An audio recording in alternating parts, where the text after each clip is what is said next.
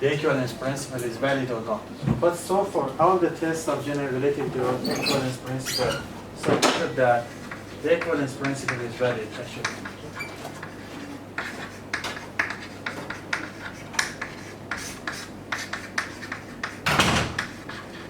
Test for equivalence principles.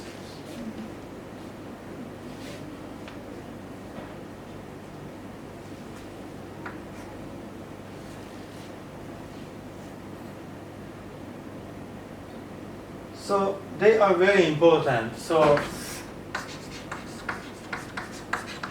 you should have the regime of weak regime in your theory, and you should have the theory should be gauge invariant. Otherwise, it doesn't. It violates the Lorentz transformation. We have some version of the theory for gravity, which they break, for example, the Lorentz invariance. So Lorentz invariance is very essential for us. And do you know when the Lorentz invariant will be break? In the regime of the high energy, actually, when at the early universe, or when you have the experiment with huge amount of the energy, so there are some evidence that the Lorentz symmetry will be breaking. So in the level of the TEF, for example, of the JEV or something like that, and mainly I can say in the early universe, there are some evidence that they show that the Lorentz invariant can be break. So if you wanted to use the gravitational field equation for the regime of the early universe, if you want to explain the dynamic of space-time in the early universe, you have to correct the general relativity. So these corrections comes because the Lorentz invariant will be break there. So do you know why? Because in some in some epoch of the universe, it seems that the effective speed of the light sometimes increase from the effective speed of the light. I mean, the effective is that the one which you can define through the perturbation of a space-time, for example. When you change the space-time, so the perturbation running by some kind of the speed. So this effective speed of the light sometimes can exceed the velocity of the light. So when something exceeds the velocity of the light, you say that the Lorentz symmetry is broken. So by many reasons, like for example, if they wanted to make a quantum mechanics in the frame of the general relativity, also the Lorentz invariant will be broken. So you don't have the Lorentz invariance. You have to modify all the things that you know about the gravity. So in the early universe mainly, in early universe, the Lorentz invariant will be break. So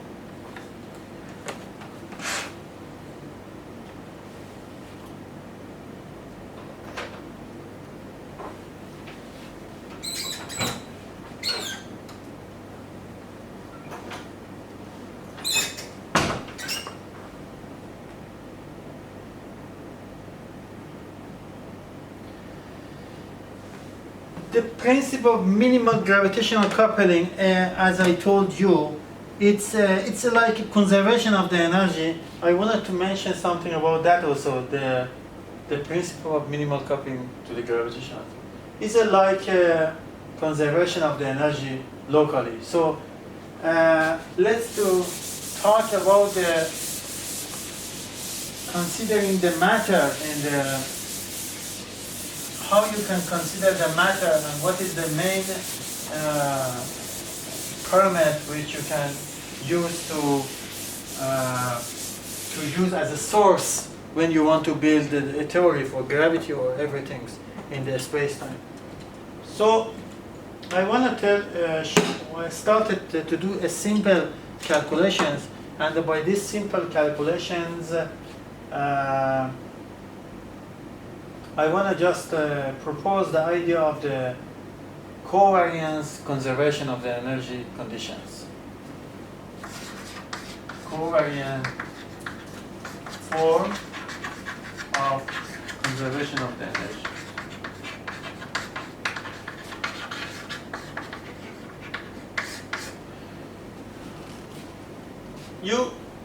This is a purely classical example. So this kind of the covariance equation which I want to talk to you is just a conservation of the energy. It's just a conservation of energy But I wanted to write the conservation of the energy in the form that preserve the Lorentz symmetry. So I want to write the conservation of energy in the form of the equation which remain the same under the Lorentz transformation, if you want to say the technically. So what is the conservation of the energy? So from the basic classical mechanics, you know that if you have the time evolution of the total energy is 0, so it's called the conservation of the energy.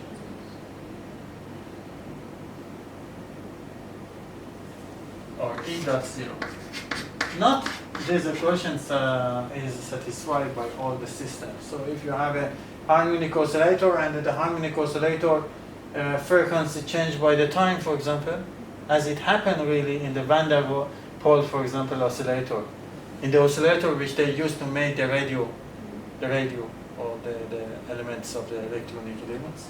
So in that systems, you have a oscillator and the oscillator frequency changes by the time. So not for such case, for example, a case that the frequency changes by the time and you have a mass. Not for such case, always you can have a conservation of the energy for the system. So you see that this equation is not, and you know that we have two types of the conservation of the momentum and conservation of the energy. And which one implies the other one? Do you know?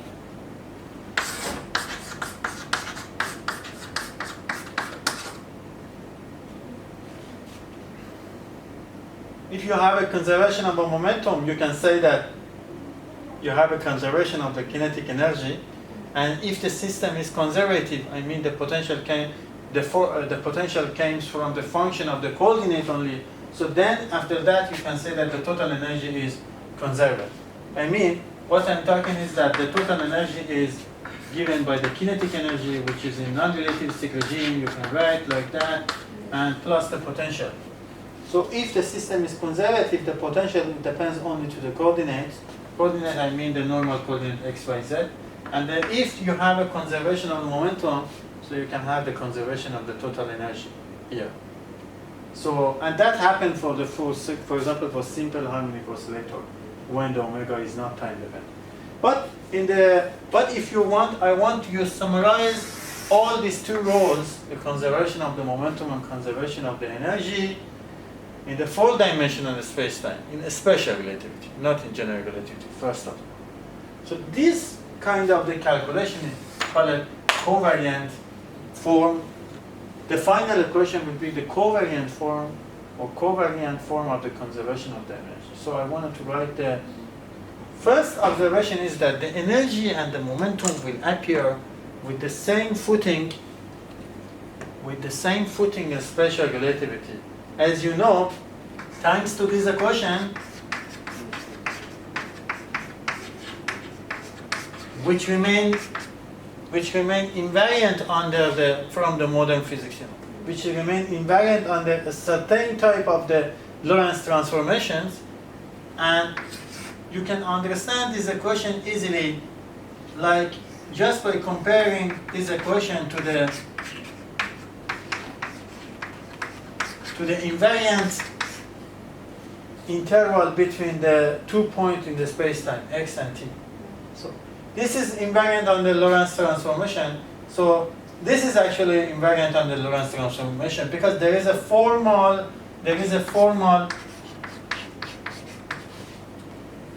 analog between the quantity which you are writing here. So Cp formally looks like a C. So they are totally different things, but they are formally, from the mathematical point of view, they are formally the same. So a set of the Lorentz transformation which keep this equation invariant for me is the same as the set of the transformation which keep this equation invariant for me. Just you needed to do this formal substitution.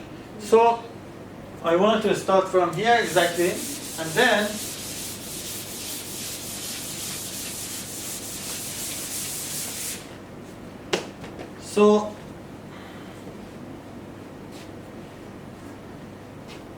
So I can write it the Lorentz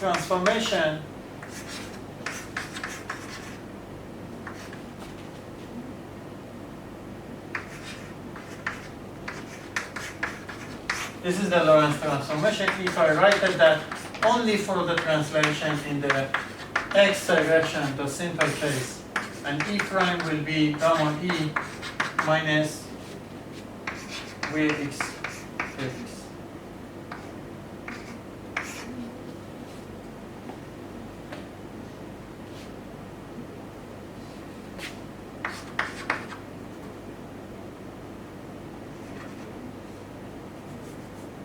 No. The last equation should be the equation for the time. So T prime is gamma T minus V over C squared X. Yes? That's true, yes? So we have to replace these conditions here. So instead of the, if I multiply both sides to the C, so E prime will be gamma E minus V over C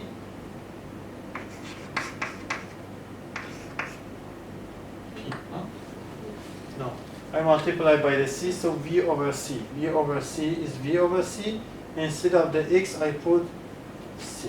So this is okay. So those are the Lorentz transformation for the energy and the momentum. We know that from spatial relativity. And they preserve this equation. They preserve the form of this equation. So the form of this equation remains the same in the inertial frame and in moving frame and in the static frame. So in the both frame, you have that. You have this condition the same. So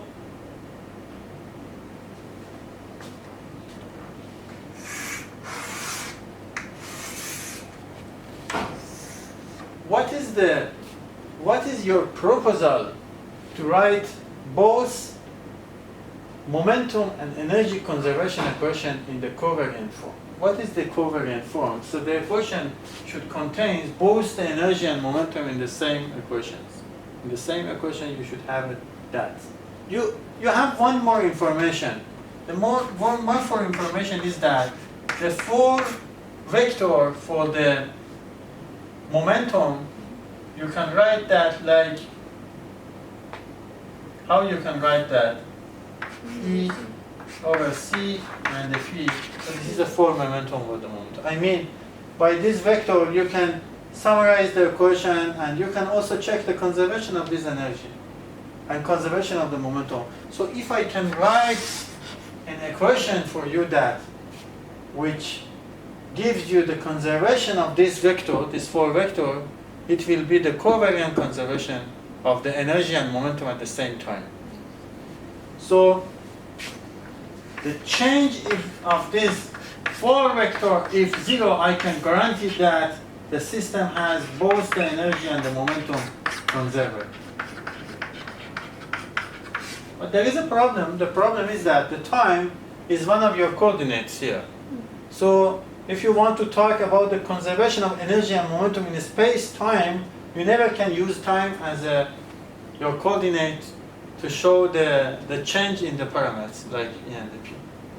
So what I have to do, I have all the coordinates in the same frame. So for me, X, Y, Z, and the T doesn't change. Actually, they are the same. This is the idea of spatial relativity. Space is relative as long as the time is relative, and they both all together are relative. So space-time is relative things. Measurements are relative. They are depends on the observers. So not like a classical mechanics. I can talk about the conservation of energy in spatial relativity and later in general relativity. I'm dealing with the statement that how to explain the conservations of the 4 vectors during spatial relativity inside the spatial relativity frame. So I mean the change of the vector should not be changed in the direction of the time and the direction of the odd. So for the odd, I can use the symbol, for example, I write that. This is just a change in the coordinate of x or t and everything.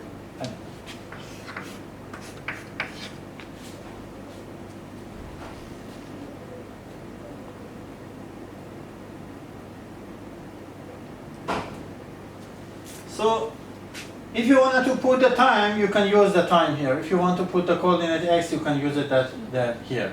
So this formal writing of the equation is the covariant form of the conservation of the energy equations. So let's to see how the equation should be, the form of the equation. What is the simplest conservation law which you know? Is the conservation of the charge.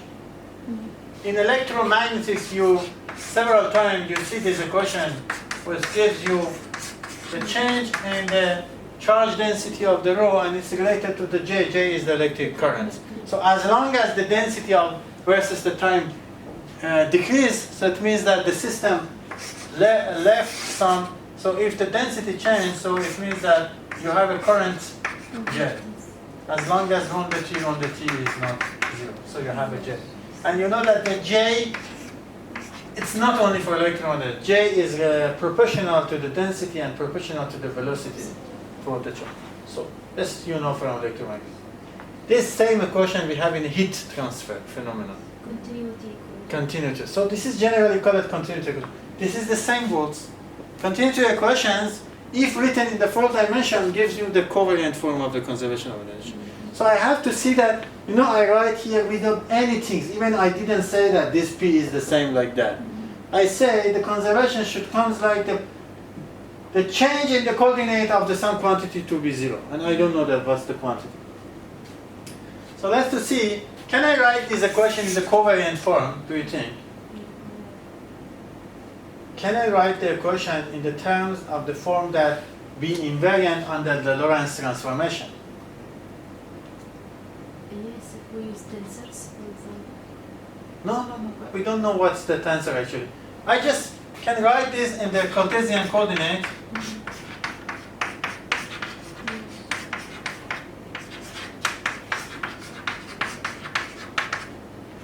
How I can make that similar to the special relativity? Because T appears with the C in the special relativity. So if I multiply that with the C, yes? So partial derivative of x is the gradient in the direction of the x, gradient y, gradient z, and gradient in the third or in the fourth dimension or in the dimension of the time. So can I write that all like sigma this with respect to the each coordinate? I can write x1, x2, x3, x4, for example. I call it this R. From the quantity which is also changing for me, the first coordinate of this new quantity can be rho c. The number 2 will be jx, number 3 will be jy. And don't ask me now why I write one coordinate here and coordinate. They will explain later that. This is a convention just. We do that and later we will see why that. Why the index in the top and the bottom are different. Just look at that. So, do you think this equation now is Lorentz invariant? Yes, because you have the same derivative over all the coordinates from the same quantity. So look at that. So this equation very much looks like that. You have the derivative of all the coordinates without any change. I mean, there is no difference now between x, y, z, and t. They're sitting in the same place with the same notations, and you have a quantity here. So this is a conservation of the energy. So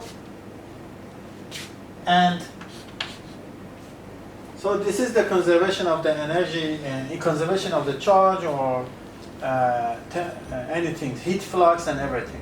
So for a special relativity, if you wanted to use this concept for the conservation of the energy and momentum, the situation is little different, because you have when we call the matter, so you have the energy, you have a pressure, you have a momentum, and you have all of them together, as a system, as a complete mechanical systems. So I mean, so let me to, from there, I want to write just that. So this is my conservation of the charge equations, yes. Of course, I put the substitute sigma here because I want to mention that this is actually with 4 terms, come here with the 4 terms, but this is just a notation. So, this equation is frame independent. If you have a conservation of the charge or conservation of the energy in one frame, and if the frame moving with the speed less than the speed of the light, so you have the same conservation in the second frame. So this is the meaning of the covariance side. So for the very